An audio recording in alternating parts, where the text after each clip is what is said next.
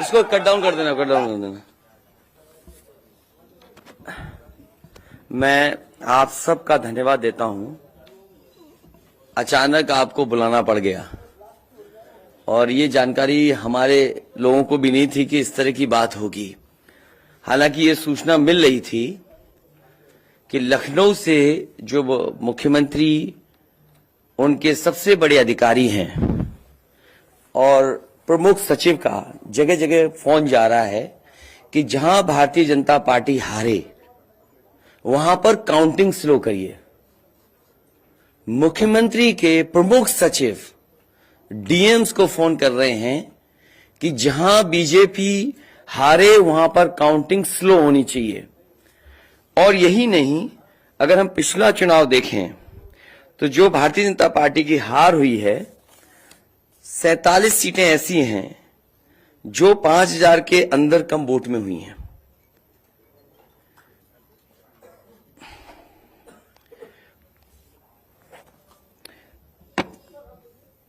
सैतालीस सीटें ऐसी हैं पिछले चुनाव की जहां पर 5000 वोट के कम फासले से भारतीय जनता पार्टी जीती है। और जो आज देखने को मिला है बनारस में कि जहां ईवीएम्स ले जाई जा रही थी, एक ट्रक पकड़ा गया, 2 ट्रक लेकर के भाग गए। अगर सरकार चोरी नहीं कर रही थी, ये वोट की चोरी जो नहीं कर रही थी, तो कम से कम बताए कि एक गाड़ी रोक ली, पकड़ी गई, लाइव है, अभी भी हम लाइव देख सकते हैं। 2 गाड़ियां क्यों भागी? अगर कोई चोरी नहीं थी, प्रशासन ने, सिक्योरिटी ने इतना इंतजाम क्यों नहीं किया? इतनी फोर्स है, अभी इलेक्शन की फोर्स गई नहीं है यूपी से, तो आखिरकार अधिकारी क्यों नहीं कर रहे थे? क्या वजह है कि बिना सिक्योरिटी, बिना इतने इंतजाम के ईवीएम्स जा रही हैं? और ईवीएम्स के बारे में ये मानना है कि किसी भी वेयर हाउस में रखी हो या किसी भी स्ट्रांग रूम में रखी हो, तो बिना प्रत्याशी के जानकारी के आप मूव नहीं कर सकते हैं। अगर आपको ईवीएम्स को मूव करना है तो कम से कम जो प्रत्याशी चुनाव लड़ रहे हैं उनकी जानकारी में होना चाहिए। और सोचिए, मुख्यमंत्री आवास से प्रमुख सचिव, मुख्यमंत्री जगह जगह फोन कर रहे हो और डीएम्स को बता रहे हो। ये घबरा गए उसी दिन जिस दिन अखबारों में कुछ जगह आया कि कहीं पार्क की सफाई हो रही है, कहीं घर की सफाई हो रही है। और आप में से वो लोग हैं जो जमीन पर घूमे, जो जमीन पर चुनाव चल रहा है, वो भारतीय जनता पार्टी के खिलाफ था, जनता के अंदर नाराजगी थी।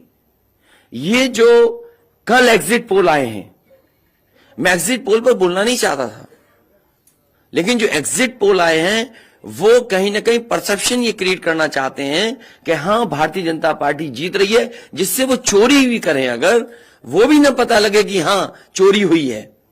इसीलिए अगर हमने वोट दिया है, तो मैं अपने नौजवानों से, किसानों से और आम लोगों को कहूंगा कि उतनी हमारी जिम्मेदारी बनती है कि वोट को हम बचाएं। अगर वोट नहीं गिना जाएगा तो लोकतंत्र कहां जाएगा?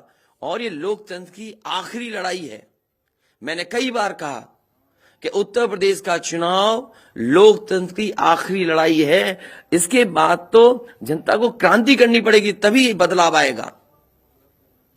इसलिए मैं अपने पार्टी के लोगों से और जो सच्चे ईमानदार, सच्चे सिपाही हों, सच्चे अधिकारी हों, सच्चे पत्रकार हों, कम से कम आगे आएं और लोकतंत्र को बचाने के लिए खड़ा हों। और मैं अपनी पार्टी के लोगों से कहूंगा कि जब तक काउंटिंग न हो जाए तब तक कम से कम ये नजर रखें और लगातार निगरानी रखें कि कैसे वोट बचाया जा सकता है, कैसे जहां पर मशीनें रखी हैं कोई किसी का आना जाना ना हो। ये लोकतंत्र के लिए बहुत ही खतरे का समय है। जो दल हार गया, अब उसके बस में यही है जो अब करने जा रहे हैं। ये जितने कुछ एग्जिट पोल हुए हैं वो इसीलिए हुए हैं कि अगर वो चोरी भी करें तो शायद नजर ना आए। अब ईवीएम्स पकड़ी गई हैं, बहाना कोई ना कोई अधिकारी बताएंगे कि हम ईवीएम्स इसलिए ले जा रहे थे। आखिरकार फोर्स के साथ क्यों नहीं ईवीएम्स जा रही थी? ये तो ईवीएम की एक बनारस की जो अभी भी लाइव चल रहा है वो घटना है। बरेली में एक स्ट्रांग रूम से बाहर नगर पालिका की कचड़े की गाड़ी में, जिसका नंबर UP25DT9166 में 3 बक्से सील पकड़े गए। जो सील बक्से थे, एक बक्से में सादा बैलेट पेपर था तथा 2 बक्से में मोहरें, रजिस्टर तथा सील करने वाला सामान था। करीबन 500 बैलेट पेपर पकड़े गए। इसी तरह सोनभद्र का है कि सोनभद्र में भी बड़े पैमाने पे चीजें पकड़ी गई। वो भी लोग समझ में आ गया तो उन्होंने देखा, एसडीएम को रोका। एसडीएम घोरावल जनपद सोनभद्र में खाली मत पर अपनी गाड़ी से पॉलिटेक्निक कॉलेज ले जाते हुए पकड़े गए। क्या सफाई देगी सरकार? इसीलिए मैंने कहा प्रमुख सचिव मुख्यमंत्री आप जानकारी कर लें। अगर आपके डीएम्स कोई जानकार हैं, उन्होंने खुद बताया है कि वहां से लखनऊ से फोन आ रहे हैं कि जहां पर भारतीय जनता पार्टी हार रही हो वहां पर काउंटिंग स्लो हो और रात तक काउंटिंग लेकर के जाइए।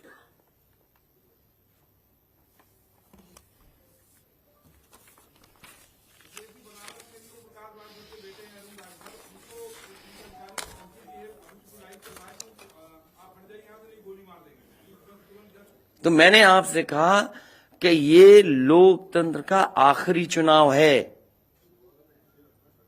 इसके बाद तो जिस तरीके से आजादी के लिए लड़ाई लड़ी गई थी उसी तरह की हमें और आपको क्रांति करनी पड़ेगी। मैं तो अपने नौजवानों से अपील करूंगा कि जहां किसान इतने साल बैठे रहे तब सरकार झुकी। कम से कम 3 दिन लोकतंत्र के अखंड प्रहरी बनकर के ईवीएम्स को बचाएं और चुनाव को बचाएं। मैं किसी डीएम का इसलिए नहीं मानूंगा। डीएम कौन होता है? अगर प्रमुख सचिव मुख्यमंत्री फोन करेगा, डीएम क्या कर सकता है? डीएम की क्या हैसियत है? ये फिर जो प्रत्याशी लड़ने रहे थे उनको आखिरकार डीएम ने क्यों नहीं बताया? डीएम अगर ये जवाब दे रहा है तो उस डीएम से पूछिए कि डीएम ये बताओ कि तुमने जो प्रत्याशी चुनाव लड़े थे उसके बारे में क्यों नहीं बताया उन प्रत्याशियों को? ये डीएम आखिरकार किसके नीचे काम कर रहे हैं? और बनारस जैसी पोस्टिंग किसी डीएम को मिली होगी, इस डीएम को मैं भी जानता हूं। जब पहली पोस्टिंग मैंने मुजफ्फरनगर दी थी, मैं नहीं जानता हूं ये डीएम कौन है, किसकी सिफारिश पे ये मुजफ्फरनगर पहली बार गया था। बेईमानी करा रहा है ये डीएम। और जवाब ये डीएम का कि ट्रेनिंग के लिए जा रहे हैं। तो आखिरकार पॉलिटिकल पार्टीज को क्यों नहीं जानकारी दी? क्या जवाब है उनके पास इसका? और जब बाकायदा गाइडलाइन लिखी हुई है यहां पर कि आप ईवीएम्स का मूवमेंट नहीं कर सकते, आप कैसे ईवीएम का मूवमेंट कर रहे हैं? आप पूछिए जिन्होंने दिया बयान। अरे भाई, मैं तो कह रहा हूं किसी आपने जो पॉलिटिकल चुनाव लड़ रहे हैं उनके बारे में क्यों नहीं बोल रहे हैं आप? और आप भी डीएम की बात को मानते हो? वो वर्जन इसलिए बोल रहे हैं क्योंकि सरकार एक भाषा बोलेगी, ऊपर से नीचे तक भाषा एक बोलेगी। आप बताइए, जब समाजवादी सरकार का चुनाव था, इलेक्शन कमीशन ने जो शिकायत की उस अधिकारी को हटाया गया?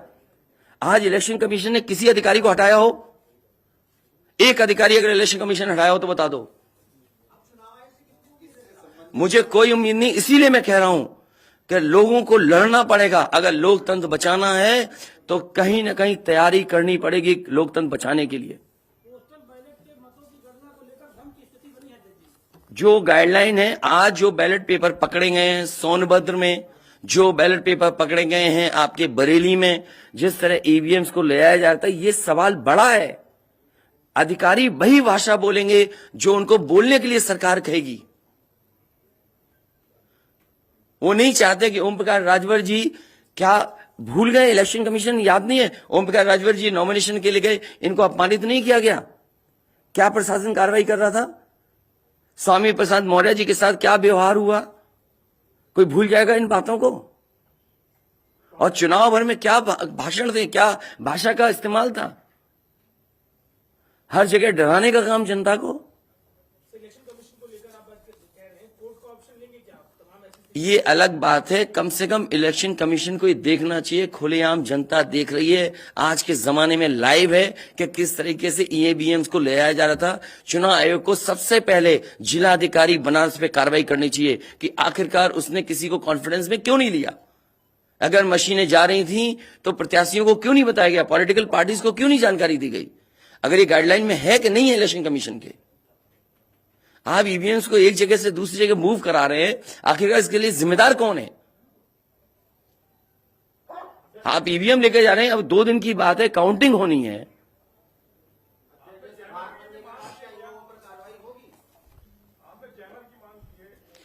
जैमर इसलिए कि कई लोग आशंका इस बात की व्यक्त कर रहे हैं कि हो सकता है कि टेक्नोलॉजी ऐसी हो जहां पर मैनिपुलेशन किया जा सके, इसलिए कहीं ना कहीं देखा जाना चाहिए इस बिंदु को भी। भारतीय जनता पार्टी के नेता लगातार कह रहे हैं कि ओम प्रकाश राजभर हो, स्वामी प्रसाद मौर्य हो, संजय चौहान हो, या यूं कहें कि आपके साथ जो लोग आपके चुनाव में आपके साथ आए, आपके साथ चुनाव लड़े, उनको चुनाव नहीं जीतने देंगे, उनको चुनाव किसी भी कीमत पर हम हराएंगे। तो यही तो तरीका, जो लड़ रहे हैं उनके बेटे ही तो लड़ रहे हैं चुनाव, जहां की ईवीएम्स पकड़ी गई हैं।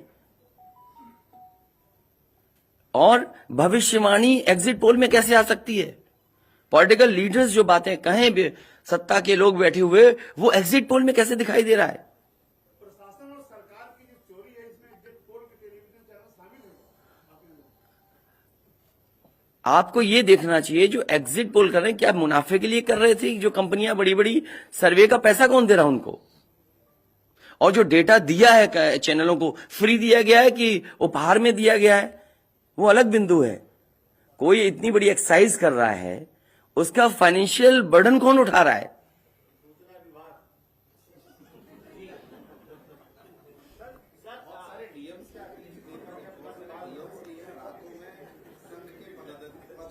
ये तो बातें, ये सच कह रहे हैं आप। जो बात, ये जो सवाल के रूप में जानकारी दे रहे हैं, ये सच्चाई है।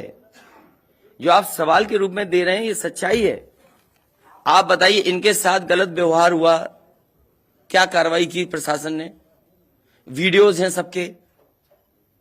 जब ये नॉमिनेशन के लिए गए आप, क्या वीडियो अवेलेबल नहीं है? क्या कार्रवाई हुई उसमें? स्वामी प्रसाद मौर्य जी के ऊपर जो अटैक हुआ, उसमें क्या कार्रवाई हुई? मेरे क्षेत्र में जो प्रत्याशी चुनाव लड़ने आया, तो उसने अपने आप अपनी गाड़ी तोड़ी, अपने आप गाड़ी तोड़ी खुद की, और आरोप लगाए समाजवादियों पर।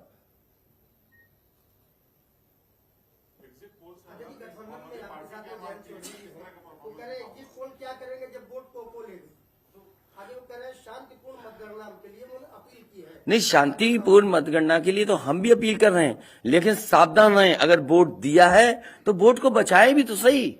अगर ईवीएम्स खुली सड़क पे इस तरह जाएंगी, आप क्या उम्मीद करोगे? आपके बैलेट पेपर पकड़े जा रहे हैं।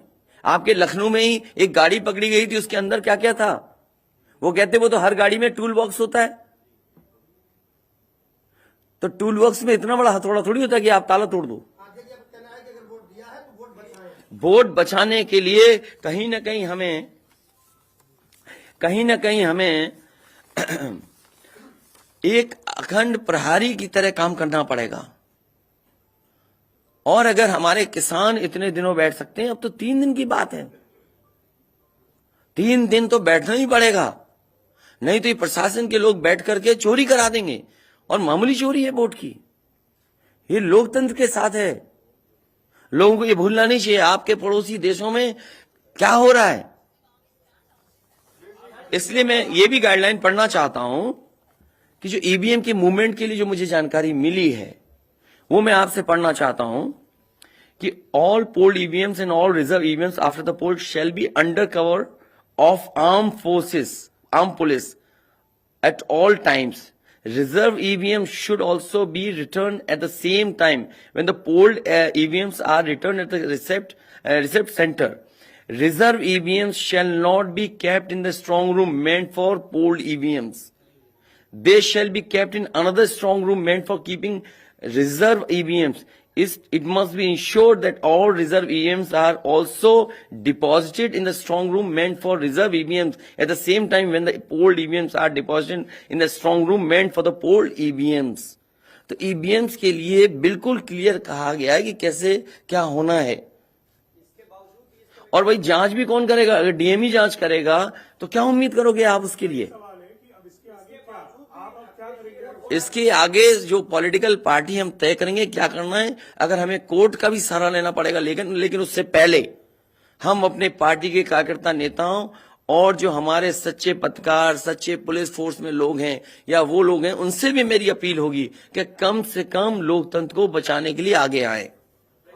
कोर्ट से पहले मैं आप लोगों के माध्यम से अपील करना चाहता हूं, ऐसे तमाम लोग जो लोकतंत्र को बचाना चाहते हैं वो कम से कम आगे आए।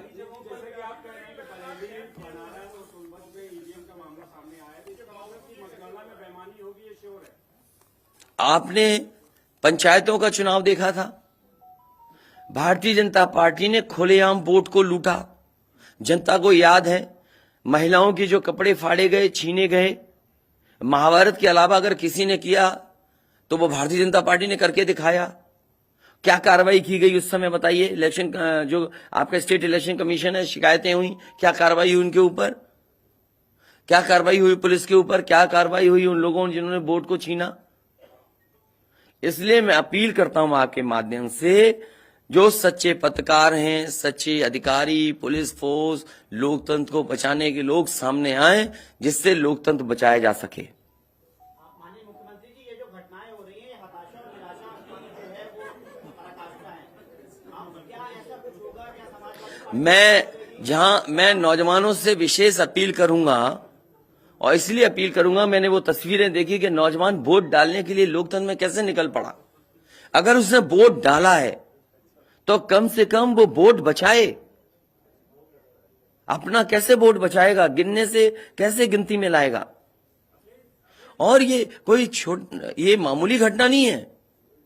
जो लोग लोकतंत्र पर भरोसा करते हैं उनके अंदर आक्रोश होगा, ऐसा नहीं है कि गुस्सा नहीं होगा उनके अंदर। इसीलिए मैंने कहा कि 5,000 के अंतर में सीटें जो जीती गई थी भारतीय जनता पार्टी की, वो 47 हैं। और मैंने इसीलिए कहा कि प्रमुख सचिव, मुख्यमंत्री, जिलाधिकारियों को फोन कर रहे हैं कि काउंटिंग स्लो की जाए।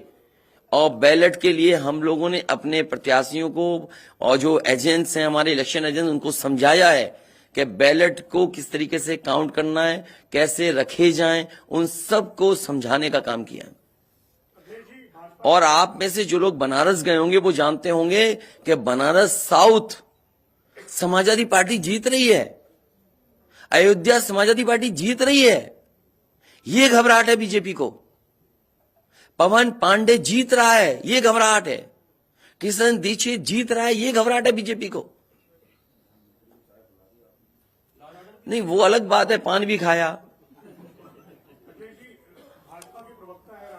और भाषा नहीं देखी आपने? क्या प्रवक्ता की बात करते? कौन है ये चीज प्रवक्ता? कोई प्रवक्ता की बात नहीं करेंगे। क्या प्रवक्ता उठा लाए आप किसी गली मोहल्ले से?